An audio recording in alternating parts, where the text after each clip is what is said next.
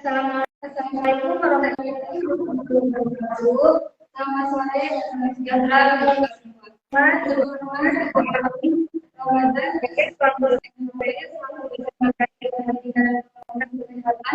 dan hadirin sekalian yang saya banggakan. Selamat datang di acara hubungan edukasi menjelang stunting dengan pemeliharaan anak ibu hamil dan balita.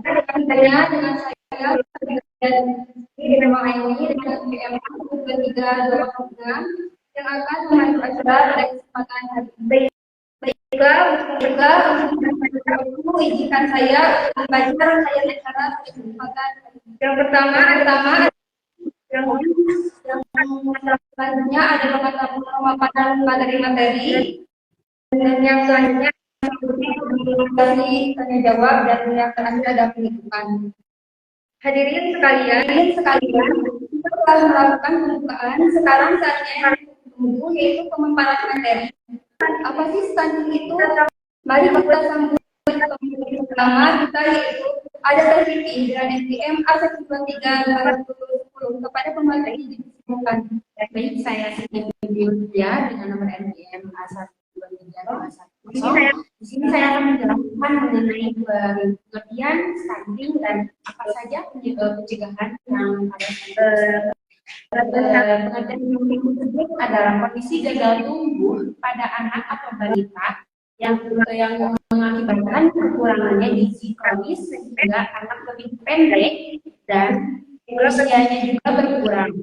Itu terjadi sejak saat bayi dalam kandungan, pada ibu hamil, anak-anak yang baru lahir, tapi lebih banyak sekali pada kandungan yang baru saja di dalam kehamilan tersebut. Pada awal mulanya kehidupan setiap lahir, tetapi baru anak berusia 2 tahun. Jadi anak yang stunting tersebut berdampak dan kelihatannya itu pada usia 2 tahun. Anak dikatakan mengalami stunting jika memiliki tinggi badan yang lebih pendek, jadi tidak normal pada orang-orang umumnya daripada anak yang seusianya juga, ataupun tinggi badan yang berada di bawah standar kurva pertumbuhan tersebut. Ada penyebab stunting yang ada pada kehidupan sehari-hari biasanya, yaitu 1. Kurangnya asupan gizi pada anak 1000 HPK. Kurangnya asupan gizi pada anak dapat menyebabkan sebagai masalah kesehatan termasuk pertumbuhan, perkembangan anaknya, dan terhambatnya rendahnya daya tahan tubuh pada anak tersebut. Jadi anak-anak itu penting untuk memastikan makanan-makanan yang bergizi seperti tinggi protein, karbohidrat, lemak, vitamin, dan mineral. Untuk itu, untuk ibu hamil lainnya, ayo kasihani anak-anak bayi yang ada dalam kandungan tersebut untuk ibu-ibu tersebut memakan makanan yang bergizi tinggi. Yang kedua yaitu ada gizi ibu dan praktik pemberian makanan yang buruk, dan itu pun sudah terjadi pada kalangan biasanya di sini. Soalnya banyak sekali contoh-contoh ibu yang memiliki anak stunting tersebut. Kurangnya pengetahuan ibu tentang kesehatan dan gizi bisa menyebabkan praktik pemberian makanan yang buruk pada anaknya. Jadi ibu hamil untuk nanti mempunyai anak yang sudah lahir, boleh memberikan asupan-asupan dan pengertian kepada anaknya agar dia memakan makanan yang sehat, yang tinggi gizinya untuk kesehatan tubuh tersebut. Adapun yang ketiga penyebabnya yaitu masih terbatasnya layanan ANC dan PNC. ANC itu yaitu antenatal care dan PNC postnatal care, mengidentifikasi bahwa tidak semua ibu hamil atau baru melahirkan mendapatkan akses penuh atau optimal terhadap perawatan antenatal dan nakal yang dibutuhkan. Jadi bisa disebabkan oleh kurangnya fasilitas kesehatan. Jadi di penyebab ketiga ini biasanya ibu hamil kan dikontrol ke puskesmas ataupun ke dokter klinik kandungan lainnya. Tapi kurangnya fasilitas yang ada di dalam klinik tersebut bisa berdampak untuk stunting tersebut. Adapun yang keempat penyebab stunting yaitu masih kurangnya akses pada makanan bergizi. Masih kurangnya akses pada makanan bergizi tersebut ketidakmampuannya sebagai masyarakat untuk mendapatkan makanan yang tidak memadai sesuai kualitas yang dikandungan tersebut. Jadi masyarakat itu belum sepenuhnya banyak namanya tuh mendapatkan makanan yang bergizi, kurangnya akses ataupun susah untuk membeli makanan yang bergizi tersebut karena kan ada juga ekonomi yang ada yang cukup, kecukupan, ada pun yang masih kurang gitu. Jadi untuk pentingnya menjaga makanan dan mengakses berpikiran membeli makanan yang bergizi. Adapun yang kelima penyebab stunting tersebut yaitu kurangnya akses air bersih dan mineral. Nah, yang ibu hamil perlu perhatikan sekali di sini air bersih dan mineral itu sering terjadi di kalangan lingkungan masyarakat seperti kita.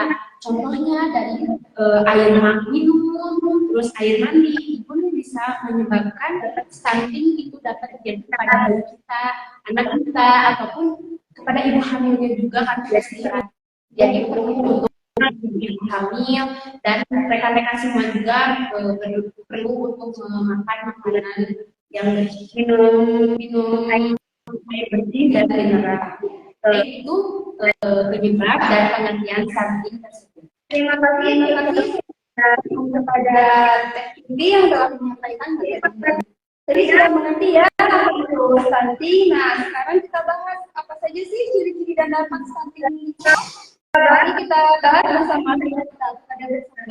Baik, terima kasih atas waktunya. Sebelumnya perkenalkan nama saya Safari dengan nomor 312. Di sini saya akan menjelaskan beberapa ciri-ciri dan dampak tentang stunting. Untuk ciri-ciri yang pertama, saya akan menjelaskan tentang ciri-ciri stunting. Saya di sini akan menyebutkan beberapa ciri-ciri tentang stunting. Yang pertama, tanda pubertas terlambat. Apa sih tanda pubertas terlambat? Ini ketika seseorang tidak mengalami perkembangan fisik secara normal seperti yang diharapkan pada usia yang normal.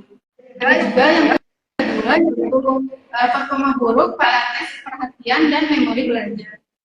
Di sini menunjukkan bahwa seseorang mungkin mengalami kesulitan dalam memutuskan atau memahami suatu pelajaran yang disampaikan dan juga mengingat informasi yang telah dipelajari.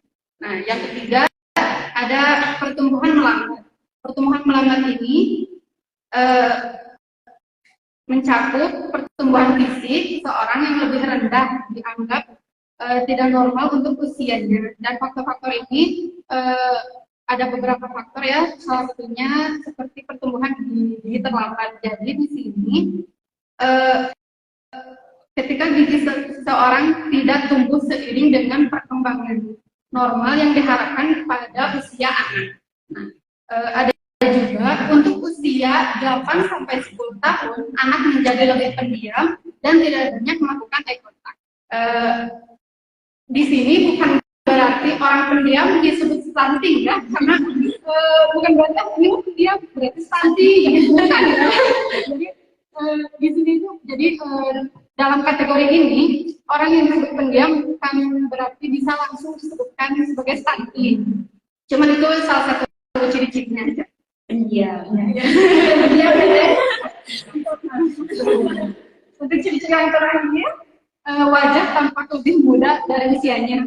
Bagi kita mungkin bisa tapi gimana? Ayah aku mau pergi bukan berarti stunting. Beda guys. Ini tuh kayak misalnya dari wajahnya tuh kayak kelihatan lebih muda, dari tumbuhnya juga lebih lambat lah, makanya disebut kelihatan lebih muda. Nah itu ciri-ciri dari stunting ya. Nah, untuk selanjutnya saya akan menjelaskan tentang dampak. Apa sih dampak dari stunting ini? Yang pertama, dampak dari stunting yaitu mudah sakit. Kenapa bisa disebut mudah sakit? Karena dari awal anak ini kan kekurangan gizinya ya, jadinya ke dalam tubuhnya juga kita tuh jadi cenderung lebih sensitif lah gitu. Jadi si tubuhnya kurang gimana ya, stamina-nya tuh jadi kurang lah, jadi gampang sakit gitu. ya jadi disebut gampang sakit. Selanjutnya kemampuan kognitif berkurang. Untuk kategori ini seperti gimana ya, jadi kemampuan belajar dari si anak ini berkurang gitu. Dari yang tadi ya, dari yang ciri-ciri, jadinya si anak ini dalam mempelajari pelajaran, memahami pelajaran kurang fokus juga, jadinya kognitifnya berkurang. Nah, ada juga yang ketiga itu mengakibatkan kerugian ekonomi. Untuk hal ini ada beberapa kategori ya, ada individual, ada individual, ada masyarakat secara keseluruhan. Untuk kategori ini disebut kerugian ekonomi karena kan dari pemerintah itu misalnya ada kasus stunting nih, nah pemerintah itu harus bergerak kan dengan mengeluarkan biaya gitu. Nah, jadi inilah salah satu dampak yang akan terjadi jika di Indonesia atau di satu negara itu stuntingnya agak banyak lah. Jadi merugi ya, mengalami gitu ya. Banyak kurang ekonomi. Betul.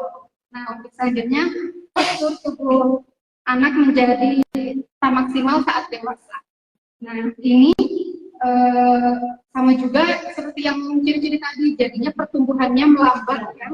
Makanya bisa disebut postur tubuhnya tidak maksimal lah, tidak seperti anak normal pada usia. Kan maksudnya normal kayak gimana ya, cuma ya teh kayak takutnya tuh perbedaan anak gitu ya. Misalnya yang usia 3 tahun mah harus udah bisa gini, ini mah malah lambat lah gitu. Nah, itu juga bisa jadi salah satu dampak dan juga ciri-ciri kan. Untuk yang terakhir dari dampak stunting, ada saat tua beresiko terkena penyakit berhubungan dengan pola makan. Dari awal kan si anaknya juga jadi dari perkembangannya berbeda ya. Nah, ini juga beresiko saat tua nanti karena saat memasuki usia tua, jadinya karena dari awal udah kekurangan nutrisi, jadinya saat tuanya juga bisa berpengaruh pada pola makannya, jadi susah makan lah ya kayak gitu. Nah, itu salah satu contohnya ya dari beberapa dampak stunting tersebut. Mungkin itu yang bisa saya sampaikan dari ciri-ciri dan dampak stunting ya. Banyak ya saya, cuman ya beberapa itu buat mengurangi waktunya gitu. Terima kasih saya ucapkan kepada Teh Sabta yang telah menyampaikan materinya. Selanjutnya kita lanjut saja ya ke materi yang ketiga, yaitu Teh Santia. Kepada Teh Santia saya persilakan. Baik, terima kasih atas waktu dan kesempatannya kepada moderator. Baik, selamat sore kepada hadirin sekalian. Kembali lagi bersama saya Santia dengan NPM A123208. Di sini saya akan melanjutkan materi yang terakhir di TP. Nah, di sini saya akan menjelaskan mengenai cara mengatasi stunting. Nah, untuk cara mengatasi stunting sendiri, yang pertama itu adalah ibu hamil mendapatkan tablet tambah darah minimal 90 tablet selama kehamilan. Mengapa harus demikian? Karena tablet tambah darah yang mengandung zat besi sering direkomendasikan untuk ibu hamil untuk mencegah atau mengatasi anemia selama kehamilan. Karena anemia bagi ibu hamil dan janin itu sangat beresiko tinggi. Nah, itu untuk yang pertama. Kita penting ya, buat tambah darahnya ya, buat ibu hamilnya gitu ya. Minimal 90 tablet gitu. Ya, 90 tablet itu untuk 9 bulan. Iya benar. Baik, lanjut untuk yang kedua, yaitu memberikan makanan tambahan untuk ibu hamil. Yang dimana makanan tambahan yang diberikan kepada ibu hamil tersebut